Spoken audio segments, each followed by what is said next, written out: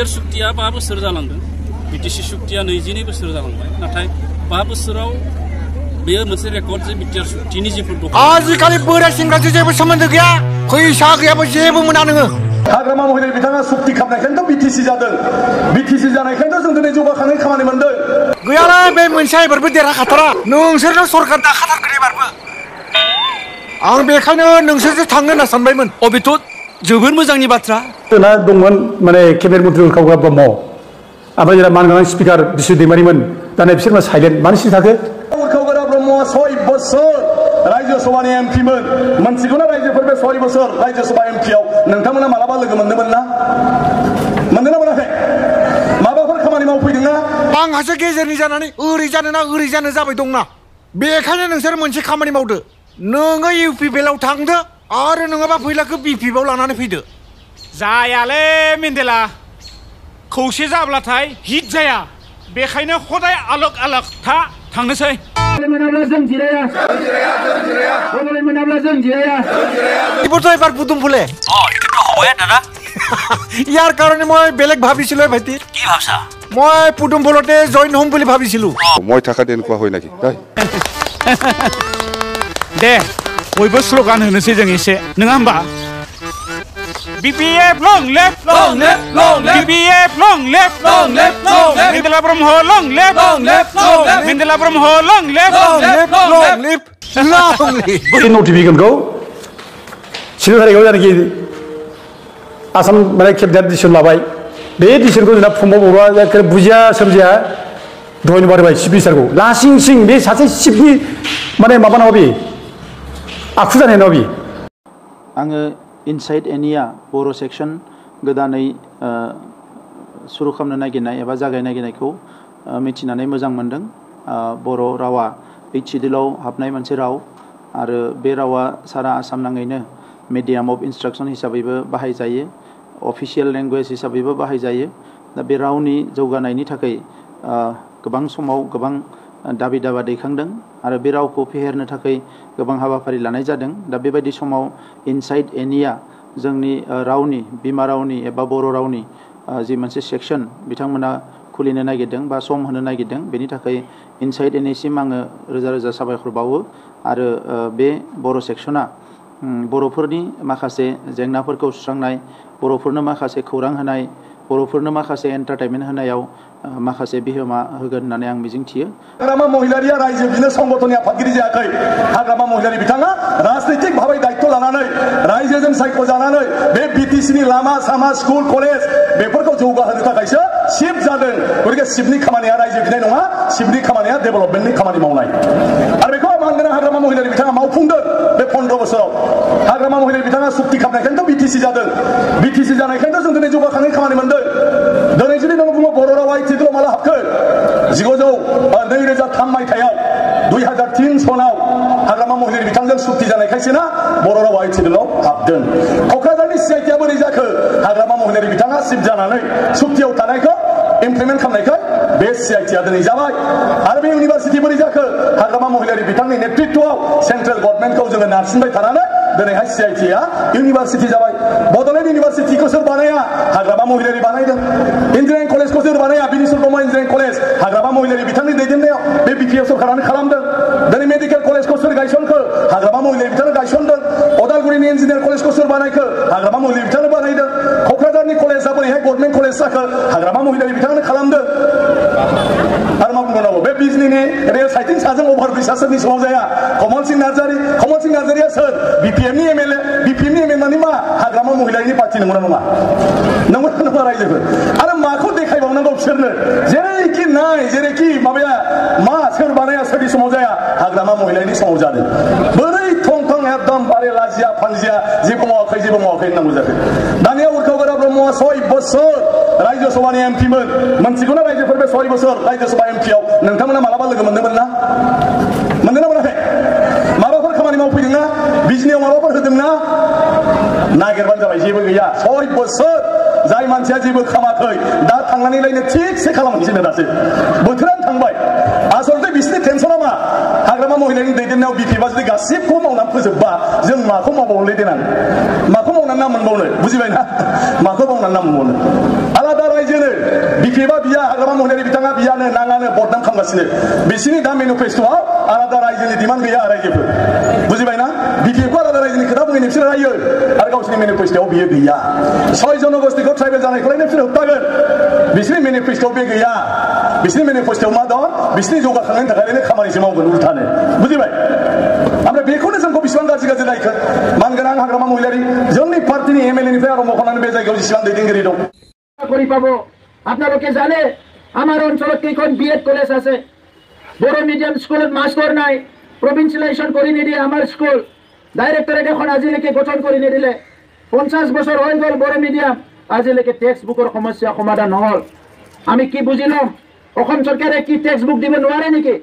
আমি জানো অসম চৰকাৰে টেক্সট বুক দিব পাৰে কিন্তু বড় মিডিয়ামক টেক্সট বুক দিব নিবিচাৰে কিয়নো বড় ধ্বংস হোৱাটো বিচাৰে অসম চৰকাৰে আৰু এই কাৰণে ধৈৰ্যৰ সীমা আমাৰ অতিক্ৰম হৈছে আৰু আমি এইটোৱে আপোনালোকক আজি এই কোকৰাঝাৰৰ এই অনশনস্থলীৰ পৰা আপোনালোকক আমি ৱাৰ্নিং দিছো বুজি পাই যদি ভাল ভাষাৰে বুজি পাওক বুজি নাপাই যদি পৰিণাম ভুগিবলৈ সাজু হওক আৰু ইয়াৰ কাৰণে আমি কিছু কিনা হওক ইতিমধ্যে আমি ঘোষণা কৰিছো নিৰবিচ্ছিন্নভাৱে বদলেন আন্দোলন হ'ব আৰু অহা সময়ত আমি যেনেকৈ 12 ঘণ্টা ব্লকেট কৰিছিলো এইবাৰ 12 ঘণ্টা নহয় 24 ঘণ্টাৰ পৰা আৰম্ভ কৰি 100 ঘণ্টা দৰকাৰ হ'লে 1000 ঘণ্টালৈকে বন্ধ কৰিম दा बेनिखायनो रायजोफोर आरोबाव गोबां सान थानांगोन जानोबो हानाय बेवहाय दा बेखौ लानानै जोंहा हताश जानांगौ जेबो गैया जोंनि आन्दोलना खौरां बिलाइयाव फैयाखै जोंनि आन्दोलना टिभियाव फैयाखै जोंनि आन्दोलनजों सरकारा रायलायाखै बेखौ लानानै नार्भास जानांगौ जेबो गैया रायजोफोर जोंनिया समायखिरा लाखानाय बड'लेण्डखौ जेलासिम मोना जों सोमावसारलांबाय थागोन बेवहाय जोंहा बिकल्प गैया बेवहाय अल्टारनेटिभ जेबो गैया जोंहा दा नंखायनो बेवहाय 10,000सो जोंनि जोहोलावजोफ्रा हांगार स्ट्राइकआव दङ आरो बिथांमोनखौ जोङो बुंदों मैया सानसेयाव सोरबा एफा एनै दै मोनलोंगोन नाथाय दिनै फुंनि 7टानिफ्राय दै मोनलोंला होननानै दिनैनिफ्राय दै लोंनाय गैला ओंखाम जानाय गैला जेबो गैला नाथाय सोमावसारनाया थांबाय थागोन आं नोंथांमोनखौ बेखौनो खावलायनाय गिदों बे सोमावसारनायनिफ्राय गोख्रों महर होनो दिनै जेरैबायदि लैहोर सफैदों गाबोनबो समफोरबो नोंथांमोना जाहाथे बाहागो लाफैयो सोरबा साननो हानाय हलि फैदों हलि गेलेनांगौ मा गेलेनांगौ बेबायदि हलिखौ बर'फ्रा थैनि हलि गेलेखांलांबाय नाथाय दाबो जोंनि मोन्थायखौ मोनाखै दिनैबो आइ आफाफ्रा गोरिब गुन्द्रा गावनि गथ'फोरखौ लेखा फरायहोनो हाया मोजाङै ओंखाम बोथिसे जानो हाया न' गंसे लुनानै लानो हायाखै गोबां गाज्रि अबस्थायाव दाबो संसार जानानै दङ ओंखायनो बे हलि बे दमासि बे मायबा फुजा माराय बेफोरो जोंनि थाखाय दायो जेबो नंथ'आ जोंनि थाखाय मोनसेल' थांखिया जाबाय जोंनो बड'लेण्ड नांग्रोगोन बड'लेण्ड मोननायनि उनाव जों रंजागोन बड'लेण्ड मोननायनि उनाव जों मोसागोन बड'लेण्ड मोननायनि उनाव जोङो गासैबो खामानिखौ मावगोन दा नंखायनो रायजोफोर आं गोलाव बाथ्रा बुंनो सानाखिसै नोंथांमोनखौ बयनोबो बे सोमावसारगिरिफोरनि जानानै गोसो गोरबोनिफ्राय आङो बिग्रायारि गाहाम हामलायनायखौ बावहरबाय जोंखौ मुंख्लंफोरनिसिम आंनि गोसो गोरबोनि खुलुमनायखौ बावबाय जोङो मिजिंथिदों गाबोन समफोर जेसेबां दिन थायो बेवहाय रायजोफ्रा फैयै दिनै जोङो स्ल'गानबो होनो हायाखै बेवहाय आनजाद जागासिनो दङ नाथाय आनजादा जोब्बाय दायो एकटानिफ्राय आरो आनजाद दंबावोनो ओंखायनो जोंहा बेवहाय दिनै स्ल'गानबो होनो हाया जोङो जायगाखौ बैयाव लाहैखादों बिनिखायनो बे आनजाद दङखायनो बैयाव लाहैखादोंमोन एफसिएल गुदान खाथियाव मैया अखाया जोंखौ ओंखारबाय अखाया एबसुनि सोमावसारनायजों बिराद खबर लाबाय थायो गोजौनिफ्राय माला जागोन जोंनि रिलिफआनो बेहाबो रेडिसै आरो दा नंखायनो मानसिफ्रा मोजांबो होनो बे मोजांनि सिन होननानै ओंखायनो जोंबो बजबना लाबाय सोरबाया गोजांनानै लोमजानो हानाय एसे आङो खावलायदों जिफोरखौ मोजाङै जोमनो सोमावसारगिरिफोरखौबो एसे खमायनो नागिरदों जोङो हायोबा दा मोनायाव उन्दुनाय मानायनि उसुबिदा जागोन जानाय लोंनायनिथ' जेंना गैखाया खालि एसे मोजाङै आथिं फोलावनानै उन्दुनो मोनबा मोजां जागोन आं बेखौ खावलायबाय दा आनजादा जोबथ'ना दङनो ओंखायनो आं खावलायदों बयखौबो स्ल'गानाव बाहागो लानो थाखाय जय बर' हारिनो जय बर' हारिनो जय बर' हारिनो जोंनो नांगौ बड'लेण्ड जोंनो नांगौ Bodoland we want Bodoland we want Bodoland Bodoland मोनाब्ला जों जिराया बड'लेण्ड मोनाब्ला जों जिराया बड'लेण्ड मोनाब्ला जों जिराया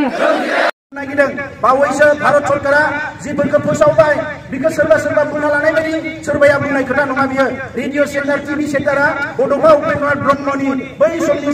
92 सात्रआव दिमानावनो दंखायोमोन बाकी जि कालचार आरो मिउजियाम बेखौ बावैसो जोङो दिल्लीयाव नांगौ होननानै बिदोंमोन जे दिल्लीयाव जोंनि बड' लेंगुवेज आरो कालचारनि मोनसे रिसार्च सेन्टार नांगौ होननानै अब्ला बिथांमोना बुंदों इन्टारलकिउटर माथुरा जोंखौ बुंदों नोंथांमोना दिल्लीयाव मानसि गैया सोर नायगोन बेखौलाय क'क्राझारावनो बानाय जों बुंदों क'क्राझाराव जोंहा मावग्रा दङ क'क्राझाराव बर' हारिमुवा अलखदाव फैयाखै जोंनि हारिमुखौ नेसनेल इन्टारनेसनेल लेभेलाव गेवसार होनांगौ ओंखायनो दिल्लीयाव नांगौ होननानै नाथाय बिथांमोना हाखु दाखुयै बेखौ क'क्राझाराव फोसावनानै होदों आर'नाइ ट्रेननि खोथा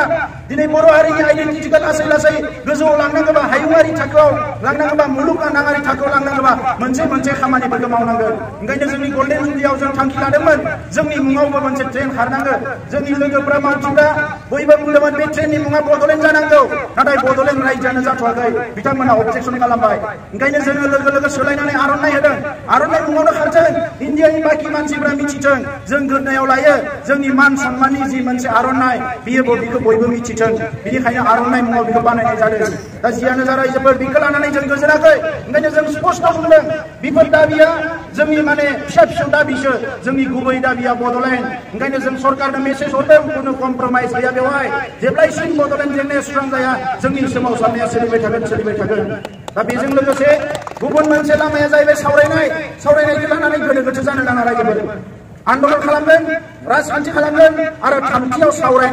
सावरायनायावसो जेंनाया जोबस्राङो ओंखायनो मोनथामबो लामाखौ जोङो खुला दोननांगोन अब्लासो जोंनियाव फिथाइया फैगोन दा बेनिखायनो बड'लेण्ड जेंनाखौ लानानै जेबो गोनो गोथो जानो नाङा आरो दिनै बे गोजोन फोथारावनो जोङो समायथिया लानांगोन बड'लेण्डखौ मोनाबा जोङो आसामनि बे हायाव जोङो खुनु दिन जोङो सुरक्षा मोननाय नङा निरापत्ता मोननाय नङा जोंनि रैखाथिखौ जोङो मालाबाबो मोननो हाया बिथांमोना अलरेडि कमप्रमाइज खालामखाबाय बिथांमोना अलरेडि हान्थु खालामखाबाय बिथांमोननि आखायाव आरोबाव जाय मानसिफ्रा दिनै जोंनो एलपि स्कुल होनो हाया जाय मानसिया जोंनो स्कुल प्रभिन्सियेलाइज खालामनो हाया जाय मानसिफ्रा जोंनो मास्टार होनो हाया जाय मानसिफ्रा जोंनो सम बायदि लेखा होनो हाया कलेजनि मास्टार होनो हाया बे मानसिफोरनियाव आलादा रायजो बिनाया बेयो जोंनि थाखाय बारा मोजां बाथ्रा नङा ओंखायनो बे मानसिफोरजों जों संसारबो जानो हाया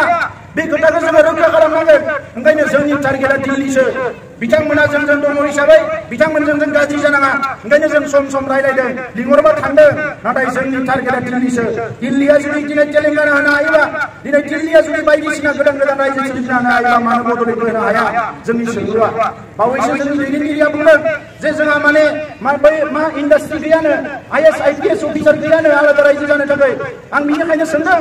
जे दिनै बबे रायजोआ IPS IAS खौ नायनानै रायजो होदों इन्डास्ट्रिखौ नायनानै रायजो होदों नर्थ इस्टनि खुनु मोनसे रायजो गैया जेरावनोखि इन्डास्ट्रि दङ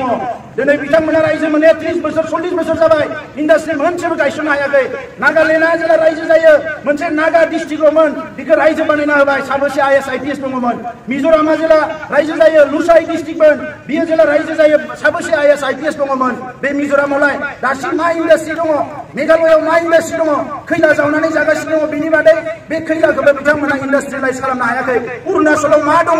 माबायदि इन्डास्ट्रि दङ बावैसो माखासे बिथांमोना थार्मेल प्रजेक्ट गोदान थिसनदों दैखौ लानानै सिक्किमाव मा इन्डास्ट्रि दङ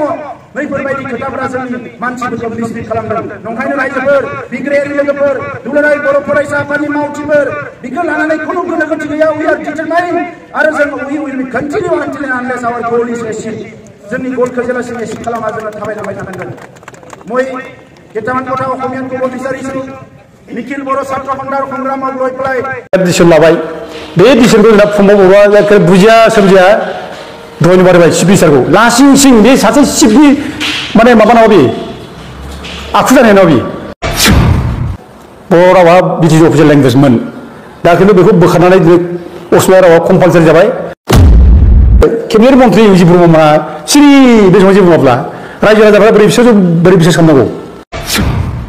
रायजो राजाफोरखौ बयखौबो खुलुमहरनाय जाबाय जोङो आसा खालामो रायजोफोर बयबो रंजालि बैसागुखौ मोजां फालिबाय सुखुजोंनो बारहोबाय जोंनि गेजेराव गोजोन अनलायनाय जों लाबोबाय दा दुखुनांथाव बाथ्रा नैबेनो जाहैबाय जोङो जोबोद मोजाङै रंजादों हालो दैलो बैसागु फालिदों जों बे समावनो खिन्थु बर' हारिनि गेजेराव मोनसे दुखुनांथाव रादाब जों आरोबाव जों मोनलायबाय दा जों बेखौ दाखालि बैसागु समावनो होनांगौमोन खिन्थु बे रंजाफुनाय समाव बे गाज्रि रादाबखौ होयोब्ला बयनिबो गोसोआव दुखु होनाय जागोन होननानै जों होनाय जायाखै जोबोद दुखुनांथाव रायजोफोर माने हारि बुथारनायनि बेबायदि मोनफा मोनफा जुदि सरकारनिफ्राय बिथोन फैबाय थायोब्ला बे हारिया बोरै सान्थि मोनबावनो बे हारिया बोरै सुख जाबावनो दा रंजानाय समावबो जोंनो मोनसे अर्डार दिहुनना होदों रायजोफोरनो बे 14 एप्रिल 2025 14 एप्रिल 2025 बेयाव मोनसे आसाम बर्डनिफ्राय बिथोन हरबाय जे असमिया भाषाया सारा आसामावनो कम्पालसारि अफिसियेल लेंगुवेज जासिगोन होननानै बुंना हरबाय दा BTC आवबो असमिया भाषाया कम्पालसारि लेंगुवेज जासिगोन दा बुंदों BTC आव मात्र इंलिसजों लोगोसे बाहायनो हागोन ओरैनो बुंदों ओमफ्राय BTC नि बादै इसिबां माने डिस्ट्रिक्टफोर दङ आउटसाइड BTC बेयाव गासिबो कम्पालसारि जागोन असमिया भाषाया ओमफ्राय बेवहाय बर' भाषानि खुनु मेनसन गैया ओमफ्राय बेयाव इंराजिनि भाषानि बुंदों इंराजि भाषा थाफागोन बेखौ बुंदों ओमफ्राय कर्ट कासारिफ्राव इंराजि भाषा सोलिगोन ओमफ्राय जों कासाराव बेंगलि भाषा थागोन ओमफ्राय पार्बत्य ओनसोल बेयाव थागोन गावसिनि भाषा बेखौ बुंदों दा दुखुनांथाव बाथ्राया बेनो जाबाय साननांगौ बाथ्राया बेनो जाबाय जे रायजोफोर बे भाषाखौ जाबसिनना होनाय लोगो लोगोनो असमिया भाषाया कम्पालसारि जानाय लोगो लोगोनो दिनै बर'फ्रा बे बाहेरानि जायनाखि आसामनि डिस्ट्रिक्टफोरनि बर'फोर दिनै बिसोरो बर'खौ माने बाद होनानै असमिया भाषानि जिथु लिरनांगौ जाबाय अफिसफ्राव गासैबो कम्पालसारि जिखि लिरा असमिया भाषा लिरनांगौ होनदों दा असमिया भाषा जुदि कम्पालसारि लिरनांगौ जायोब्ला दा बर' मिडियाम फरायनाया जोंना गारसिगोन रायजोफोर बर' मिडियाम फरायनायखौ गारसिगोन बर'आनो सोलिलाब्ला बाहेरायाव होनब्ला जों मा खालामबावनो दा असमियाखौसो दिनै फरायनायनि बेबस्था लासिगोन दा बे खायदाखौनो दिनै आसाम सरकारा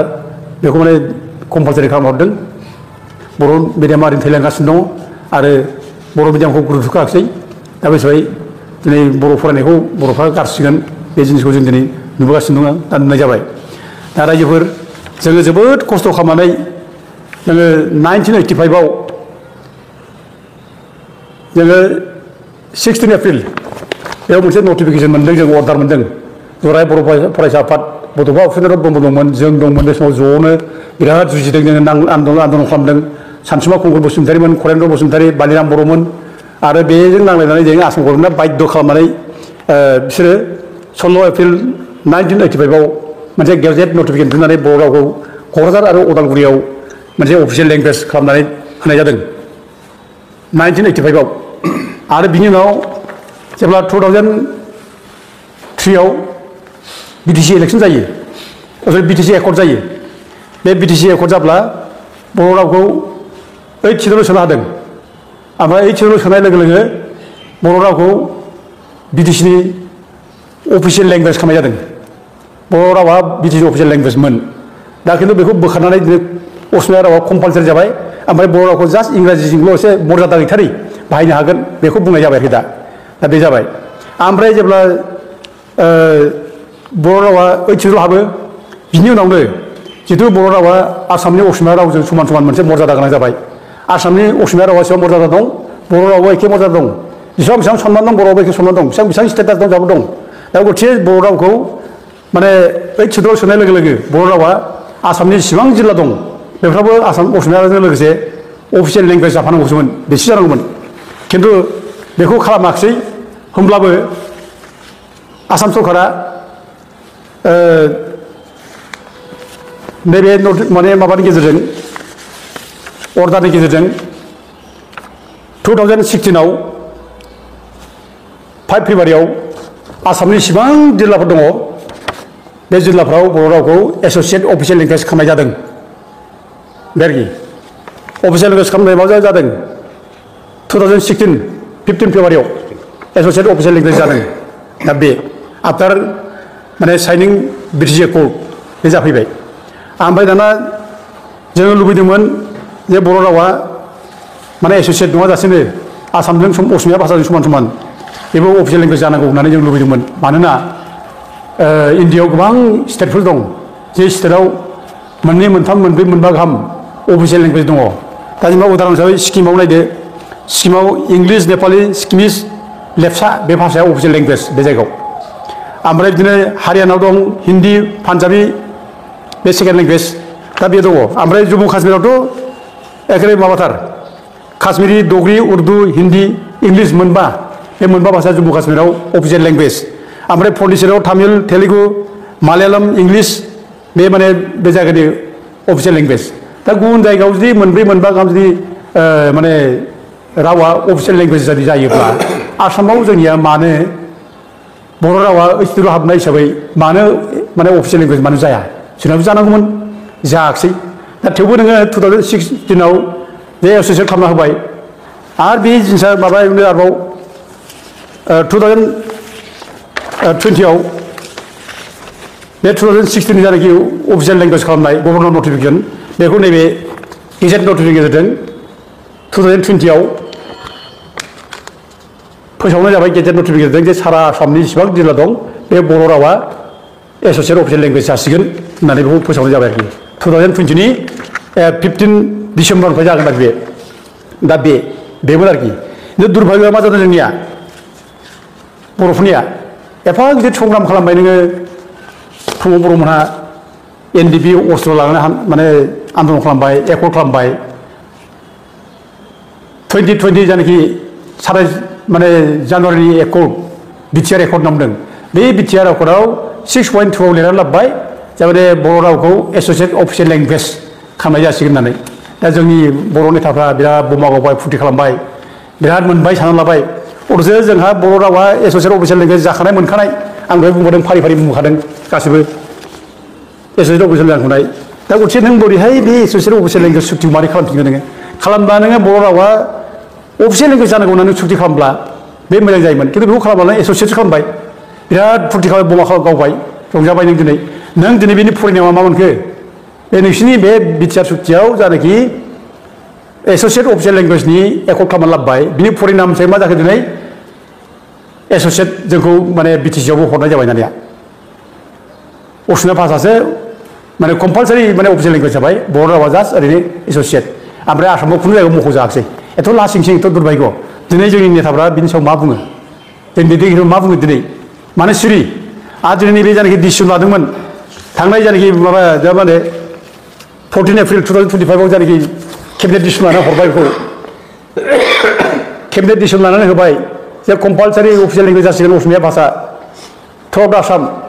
दा बे समाव जोंना दंमोन माने केबिनेट मन्थ्रि उल्खाव ब्रह्म ओमफ्राय जोंना मानगोनां स्पिकार बिश्व दैमारिमोन दा नै बिसोर मा साइलेन्ट मानो सिरि थाखो मानो जेबो फंसे खोथा बुंदिया अब्ला जों बोरै आसा खालामनो हायो जोंनि माने केबिनेट मन्थ्रि उजित ब्रह्मआ सिरि बे समाव जेबो बुङाब्ला रायजो राजाफ्रा बोरै बिसास खालामनांगौ बोरै मोजां मोननांगौ आरो जोंनि रावा बोरै जाबावो जालाय माथो जों जोबस्रां लामा फैबाय जोबसिगोन जोङो दा दिनै बेखौनो जों रंजा खुसि खालामबाय थादों नै जोंनाव अफिसियेल लेंगुवेज माने माबा डिक्लेयार होबाय एसोसियेट अफिसियेल लेंगुवेज नै दाख्लै बे नटिफिकेसनखौ 7 थारिखआव जानाखि आसाम माने केबिनेट डिसिसन लाबाय बे डिसिसनखौ जोंना प्रमद बर'आ बुजिया सोमजिया धन्यबाद होबाय चिफ मिनिस्टारखौ लासिं सिं बे सासे चिफनि माने माबा नङा बे आखु जानाय नङा बेयाव मा दं मा जागोन बेखौ सिन्था खालामाजासे बे चिफ मिनिस्टारखौ बरायबाय बिराद साबायखर बावबाय लासिं सिं आरोखि बिदि जायो नामा दा बिथाङा गावनि माबायाव लिरहरदों चिफ मिनिस्टारखौ बरायबाय थेंक्स हरदों लासिं सिं नोंनि बर' रावा दिनै बिटिसिआव माने अफिसियेल लेंगुवेजथार दानि दिनै बेखौ डिक्लेयार खालामबाय नों अब्लाबो चिफ मिनिस्टारखौ माने धन्यबाद होबाय नोङो आरो दिनै नोंनि बर' रावा सारा माने आसामनि डिस्ट्रिक्टफ्राव एसोसियेट अफिसियेल लेंगुवेज जानानै नुखाथारो एखेबारे दा नों बेखौ दिनै डिक्लेयार खालामनानै नोङो इंलिस बाहायजागोन होनना बुंबाय बर' रावनिखौनो मेनसन गैया अब्लाबो नों चिफ मिनिस्टारखौ माने नोङो थेंक्स हरबाय नों माबायदि मानसि जागोन प्रमद बर' लासिं सिंनो बिराद दुखुनांथाव जाबाय आरोखि दा दिनै जोङो प्रमद बर'जों जाय थाफायो बिसोरबो जोङो साननो लुबैयो आरोखि बुंनोबो लुबैयो जे बिसोरजों माने थाफाग्रा जायनाखि लेखा गोरों मानसिफोर बिसोर माने सिरि बिसोर बुद्धियानो गैला नामा बिसोर माने सिथारिया गैला नामा जेबो बेखौनो माने बुंला नामा प्रमद बर'खौ आरो बिदि भुल मावबाय थानोसै नामा जाहाथे जोबनोसै ना दिनै मोनफा दिनै जोबलांगासिनो दं आसाम सरकारा दिनै बिटिसि सिफायनायनि थाखाय मोनफा पलिसि लागासिनो दं मोनफा बिटिसिनि गेजेरजों मावगासिनो दं होमब्लाबो जोंहा सिरि दा होमब्लाबो जोंना लिडारफ्रा माने बाख्नायो चिफ मिनिस्टारखौ बाख्नायो माबा एखेबारे माबानि अमित शाहनि दैदेननायाव नरेन्द्र मदिनि दैदेननायाव दिनै बिटिआर सुक्तिया मावफुंजाबाय होनगासिनो दं बिटिआर सुक्ति मावफुंनाया बेनो रायजोफोर बेनो बेखौनो बुंदों बर' जाति बुथारनायनि बिटिआर सुक्ति मावफुंनाय दा बेखौनो बुंदों 80% मावफुंबाय होननानै नैबेनो दा नैबे जे हरदों जे असमिया रावा जे कम्पालसारि जाबाय ओमफ्राय माने असमिया रावखौ दिनै कम्पालसारि खालामनानै बर' रावखौ जों नेग्लेक्ट खालामबाय गावनि रावखौ दा नैबेनो बे बिटिआर सुक्ति बादियै एसोसियेट अफिसियेल लेंगुवेज खालामनाया बिटिसिआव जे एसोसियेट अफिसियेल जाबाय बेनो मावफुंनाय बेखौनो होनना बुंदों दा रायजोआ साबधान जानांसिगोन रायजो बोरैबाथाय बुजिनो सेस्था खालामनांसिगोन गोथौयै नङाबा जाथिया जोबलांसै फारि दा ओंखायनो बयबो रायजो राजाखौ खावलायो बेखौ जों स्ट्रंलि जों बेखौ अपोज खालामनांगौ आपत्ति खालामनांगौ आरो दिनै थुनलाइ आफादखौ जों लुबैयो बिथांमोनखौ अपोज खालामनांगौ बिदि जाहाथे जाया आरो जों इतिमध्य जोंनिफ्राय जनजाति सुरक्षा मन्थ्रिनिफ्राय जों माने स्टेटमेन्ट पेपाराव हरबाय जों लिरनानै हरबाय जों बेखौ गासिबो दा दिनै गुबुन गुबुन इन्टेलेक्सुवेलफ्राबो दिनै आफादफ्रा दिनै जातीय आफादफ्रा बर' साहित्य सभा फरायसा आफाद बेखौ अफस खालामनांगौ जोंखौ खावलायो बिटिआर सुक्तिया 5 बोसोर जालांदों बिटिसि सुक्तिया 22 बोसोर जालांबाय नाथाय 5 बोसोराव बेयो मोनसे रेकर्ड जे बिटिआर सुक्तिनि जिफोर दफाफोर एसेबांखिनि थाबैनो माखासे माने दफाफोरा मावफुंजाबाय दस्रा सुक्तियाथ' बिदि मावफुंजायाखैमोन दा बेखायनो आं रायजो राजाखौ खावलायगोन जे बिथांमोना सोरनिबा बुंनायाव सोरबा राजनैतिक मुलाम्फानि थाखाय हयथ' सोरबा ओरैनो बाथ्राखौ आलादायै बुंफैगोन नाथाय बिटिआर सुक्तिनि जिफोर दफा दङ बेखौ मावफुंनो थाखाय जिफोर सागानगिरि आफादफोर लोगोसे जोंनि बिटिआर सरकार बिटिआरनि गाहाय मावफुं सोद्रोमा मुस्लिम प्रमद बर' बिथांनि दैदेननायाव सानफ्रोमबो आसाम सरकार भारत सरकारजों सावरायनाय आरो बिथांमोनखौ जेरै हायो जोङो नारसिननाय खामानिया सोलिगासिनो दङ दा बेखायनो बिटिआर सुक्तिनि गासैबो दफाया जाफुंगोन नाथाय किसुमान दफाफोरखौ मावफुंनायाव एसे सम आरो टेकनिकेलनि एसे खोथा थायो खामानि थायो दा बेखायनो बिनि थाखायबो एसे रायजो राजाफ्रा नेनांगोन आरो रायजो राजाफ्रा दिनै हाखु दाखु खालामाखै जायफोर गामिया बिटिआराव हाबनो गोनां बिथांमोना हाखु दाखु खालामाखै नाथाय दस्रा मानसियासो गावनि हयथ' राजखान्थि लाबालाबनि थाखाय बा सोरखौबा गाज्रि मोननानै हयथ' बेबायदि सुक्तिया जानाय नङा सुक्तिनि दफाफोरा मावफुंजानाय नङा होननानै हयथ' बिदि बुंफैनो हागौ नाथाय आं खावलायलांगोन दिनैबो जे बे ओनसोलनि जेसेबांखिनि जोंहा हाबनो गोनां गामिफोर बेयो थाबैनो हाबगोन आरो एडमिनिस्ट्रेसन लाइनावबो जों थाबैनो बिथांमोननि खाबु बायदियै जों बेखौ बेंनायनि थाखाय जों राहा बिटिआर सुक्तिया 5 बोसोर जालांदों बिटिसि सुक्तिया 22 बोसोर जालांबाय नाथाय 5 बोसोराव बेयो मोनसे रेकर्ड जे बिटिआर सुक्तिनि जिफोर दफाफोर एसेबांखिनि थाबैनो माखासे माने दफाफोरा मावफुंजाबाय दस्रा सुक्तियाथ' बिदि मावफुंजायाखैमोन दा बेखायनो आं रायजो राजाखौ खावलायगोन जे बिथांमोना सोरनिबा बुंनायाव सोरबा राजनैतिक मुलाम्फानि थाखाय हयथ' सोरबा ओरैनो बाथ्राखौ आलादायै बुंफैगोन नाथाय बिटिआर सुक्तिनि जिफोर दफा दङ बेखौ मावफुंनो थाखाय जिफोर सागानगिरि आफादफोर लोगोसे जोंनि बिटिआर सरकार बिटिआरनि गाहाय मावफुं सोद्रोमा मुस्लिम प्रमद बर' बिथांनि दैदेननायाव सानफ्रोमबो आसाम सरकार भारत सरकारजों सावरायनाय आरो बिथांमोनखौ जेरै हायो जोङो नारसिननाय खामानिया सोलिगासिनो दङ दा बेखायनो बिटिआर सुक्तिनि गासैबो दफाया जाफुंगोन नाथाय किसुमान दफाफोरखौ मावफुंनायाव एसे सम आरो टेकनिकेलनि एसे खोथा थायो खामानि थायो दा बेखायनो बिनि थाखायबो एसे रायजो राजाफ्रा नेनांगोन आरो रायजो राजाफ्रा दिनै हाखु दाखु खालामाखै जायफोर गामिया बिटिआराव हाबनो गोनां बिथांमोना हाखु दाखु खालामाखै नाथाय दस्रा मानसियासो गावनि हयथ' राजखान्थि लाबालाबनि थाखाय बा सोरखौबा गाज्रि मोननानै हयथ' बेबायदि सुक्तिया जानाय नङा सुक्तिनि दफाफोरा मावफुंजानाय नङा होननानै हयथ' बिदि बुंफैनो हागौ नाथाय आं खावलायलांगोन दिनैबो जे बे ओनसोलनि जेसेबांखिनि जोंहा हाबनो गोनां गामिफोर बे थाबैनो हाबगोन आरो एडमिनिस्ट्रेसन लाइनावबो जों थाबैनो बिथांमोननि खाबु बायदियै जों बेखौ बेंनायनि थाखाय जों राहा बिटिआर सुक्तिया 5 बोसोर जालांदों बिटिसि सुक्तिया 22 बोसोर जालांबाय नाथाय 5 बोसोराव बेयो मोनसे रेकर्ड जे बिटिआर सुक्तिनि जिफोर दफाफोर एसेबांखिनि थाबैनो माखासे माने दफाफोरा मावफुंजाबाय दस्रा सुक्तियाथ' बिदि मावफुंजायाखैमोन दा बेखायनो आं रायजो राजाखौ खावलायगोन जे बिथांमोना सोरनिबा बुंनायाव सोरबा राजनैतिक मुलाम्फानि थाखाय हयथ' सोरबा ओरैनो बाथ्राखौ आलादायै बुंफैगोन नाथाय बिटिआर सुक्तिनि जिफोर दफा दङ बेखौ मावफुंनो थाखाय जिफोर सागानगिरि आफादफोर लोगोसे जोंनि बिटिआर सरकार बिटिआरनि गाहाय मावफुं सोद्रोमा मुस्लिम प्रमद बर' बिथांनि दैदेननायाव सानफ्रोमबो आसाम सरकार भारत सरकारजों सावरायनाय आरो बिथांमोनखौ जेरै हायो जोङो नारसिननाय खामानिया सोलिगासिनो दङ दा बेखायनो बिटिआर सुक्तिनि गासैबो दफाया जाफुंगोन नाथाय किसुमान दफाफोरखौ मावफुंनायाव एसे सम आरो टेकनिकेलनि एसे खोथा थायो खामानि थायो दा बेखायनो बिनि थाखायबो एसे रायजो राजाफ्रा नेनांगोन आरो रायजो राजाफ्रा दिनै हाखु दाखु खालामाखै जायफोर गामिया बिटिआराव हाबनो गोनां बिथांमोना हाखु दाखु खालामाखै नाथाय दस्रा मानसियासो गावनि हयथ' राजखान्थि लाबालाबनि थाखाय बा सोरखौबा गाज्रि मोननानै हयथ' बेबायदि सुक्तिया जानाय नङा सुक्तिनि दफाफोरा मावफुंजानाय नङा होननानै हयथ' बिदि बुंफैनो हागौ नाथाय आं खावलायलांगोन दिनैबो जे बे ओनसोलनि जेसेबांखिनि जोंहा हाबनो गोनां गामिफोर बे थाबैनो हाबगोन आरो एडमिनिस्ट्रेसन लाइनावबो जों थाबैनो बिथांमोननि खाबु बायदियै जों बेखौ बेंनायनि थाखाय जों राहा